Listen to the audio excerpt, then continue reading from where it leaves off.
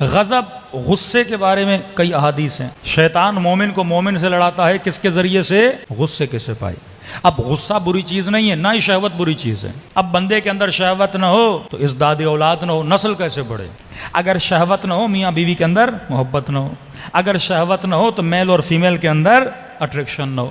خدا اس کا دشمن نہیں ہے. اسلام کہتا ہے کوئی پسند آ گیا، اللہ حق دیتا ہے جاؤ شادی کرو حلال طریقے سے، حرام نہیں، نگاہ حرام کے ذریعے نہیں. جو راستہ اللہ نے تیرے لیے مختص کیا ہے بالکل کھانے کی طرح. آپ کا دل ہے گوشت کھاؤں، اب بندہ ایسے ہی مرغی کو پتھر مار کے مار دے، ہاں حرام ہو گئی. کہ نہیں، جو طریقہ میں نے بتایا، جو سلیقہ میں نے بتایا، مرغی اٹھا اللہ اکبر کے جو طریقہ بتایا اس کے گردن کو ذبح کر، اس کے بعد گوشت جا کے کھا. یہ گوشت تیرے لیے کیا ہے؟ حلال ہے. یہ شکم کی شہوت ہے، حلال طریقے سے پوری کر. نکاح کی شہوت ہے، حلال طریقے سے پوری کر. حرام طریقے سے پوری کرو گے معاشرے میں بے بندوباری، معاشرے میں قید و بند نہیں رہے گا، نظم اور ضبط نہ ہو. گاڑیاں روڈ پہ چل رہی ہیں، بھائی سگنل لگاتے ہیں نا تاکہ کیا پیدا ہو؟ نظم پیدا ہو. اب لوگ اگر شہوت کے اعتبار سے حریص بن جائیں، کس کا ناموس بچے گا؟ کس کی عزت بچے گی؟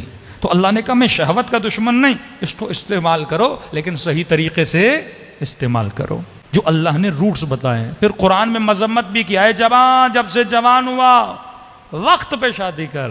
جو 35 سال میں 40 سال میں جا کے شادی کرتے ہیں، جب وقت گزر جاتا ہے پھر وہ ایمان اس کا ویسا نہیں رہتا. کیوں فرمایا نماز کا دگنا ثواب ہے جو بندہ شادی کرتا ہے. کیونکہ مصلی عبادت پہ تو نے جب کھڑا رہنا ہے تو فری آف مائنڈ ہو کے کھڑا رہنا ہے. کوئی ایسا کانٹا، کوئی ایسی خواہش نہ ہو جو تجھے اللہ سے دور کرے. کمپلیٹلی آزاد ہو کے کھڑے ہو جاؤ. اب بندے کو شدید بھوک لگی ہو، نماز میں مزہ آئے گا؟ شدید بھوک لگی ہو، سفرے کے سامنے بریانی پڑی اور گوشت پوش پڑا ہو، نماز اللہ کی طرف، اس وقت قبلہ سفرہ ہوگا، خدا نہیں ہوگا. روح کا قبلہ سفرہ بن جائے، جسم کا کھچاؤ پیدا ہوگا.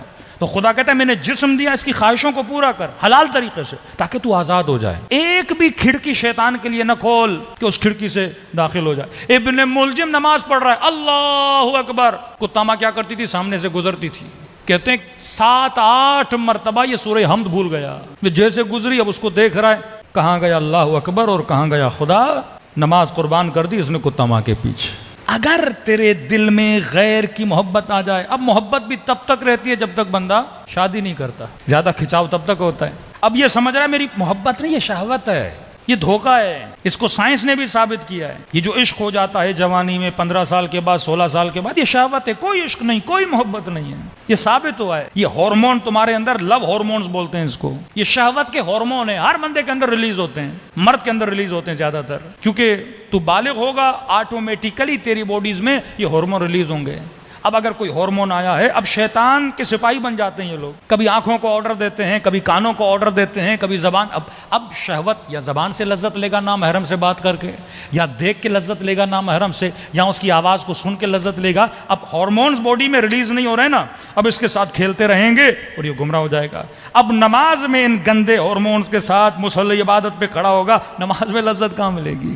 ساری توجہ وہ عشق جو خدا کے لیے ہونا چاہیے تھا، شیطان اس عشق کو ریپلیس کرتا ہے انسان کے لیے. ریپلیسمنٹ ہو جاتی ہے. وہی ٹولز ہیں جو ٹول خدا استعمال کرتا ہے، وہی ٹول شیطان استعمال کرتا ہے. ایک ہی چھری ہے جس سے تو ٹماٹر بھی کاٹ سکتا ہے، بندے کا گلا بھی کاٹ سکتا ہے، ٹول وہی ہے.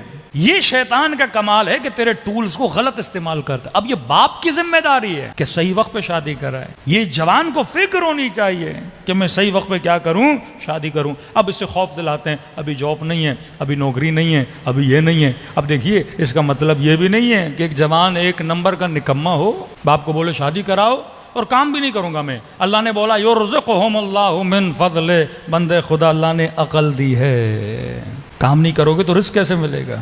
شیر بھی شکار کے لیے دوڑتا ہے نا، اتنا تو دوڑ. چونٹی بھی دانے کے پیچھے جاتی ہے، اتنی تو زحمت کر. لیکن کام لنگ نہیں، کام کرنا عیب نہیں ہے. جو بھی کام ملے رزق حلال ہے کرے. اب یہاں پر بھی شیطان پھر وہم، ہاں بھائی ماسٹر کیا ہے، بیچلر کیا ہے، یہ جا کے کام کروں، 25,000 کی سیلری، 30,000 کی سیلری. بندے خدا گھر میں بیٹھنے سے تو اچھا ہے 25,000 تیرے گھر پہ آئے نا، محنت کرنا. اب وہم ہوتا ہے لوگ کیا بولیں گے، معاشرہ کیا بولے گا، میرے کولیگس کیا بولیں گے، میرے فرینڈز کیا بولیں گے، وہ 1 لاکھ کی نوکری کر رہے ہیں، میں 30,000 کی نوکری کر رہا ہوں. کہ نہیں، یرزقہم اللہ من فضلہ، اللہ پہ بھروسہ کر، پھر خدا تیرے رزق میں برکت عطا کرے گا. اصل محنت ہے گھر سے نکل رزق حلال کی تلاش. ممکن نہیں خدا تجھے روزی نہ دے, تو نکل تو صحیح. ہم ایسے لوگوں کو جانتے ہیں, کہتے ہیں مولانا کراچی آئے تھے جیب میں 700 روپے تھے, آج ارب پتی ہیں. میں ساؤتھ افریقہ کے ایک مومن نے کہا مولانا میں $200 لے کے گیا تھا, آج اس کی 4 فیکٹریاں ہیں. کئی ایسے لوگ ہیں. نیت کی راہ خدا میں محنت کرنے کی, ان انسانوں کو خدا نے رزق عطا کیا. عقل کو استعمال کر. اب کیا ہوگا, یہ جوان اگر صحیح ٹائم پہ اپنی شہوت کو ریلیز نہیں کرے گا تو کیا ہوگا, اب اس کی ساری ایکٹیویٹی شہوت کو حاصل کرنے کے, اس کی ساری انرجی یہ فون کالز پہ, واٹس ایپ پہ, فیس بک کی فرینڈ شپ پہ, انسٹاگرام کی فرینڈ شپ پہ لگ جائے گی. اب رزق سے جائے گا, روزی سے جائے گا, ہنر سے جائے گا. 35 سال تک اگر کچھ نہ بن سکے پھر کچھ بھی نہیں بن سکتے. اپنی لائن لینتھ تم نے مقرر نہیں کی کہ میں نے زندگی میں کیا بننا ہے, کچھ بھی نہیں بنو گے, فقیر کے فقیر رہو گے. خسرت دنیا والآخرہ. یہی شیطان کا کام ہے, تیری انرجیز کو ڈائیورٹ کرے غلط چیزوں کی طرف. انہی شہوات کے ذریعے معاشرہ بھی تباہ, تو بھی تباہ, فیملی بھی تباہ, تیری نسل بھی تباہ ہو جاتی ہے اگر تو چیزوں کو صحیح وقت پہ استعمال نہ کرے. تو یہ شیطان کا کام ہے.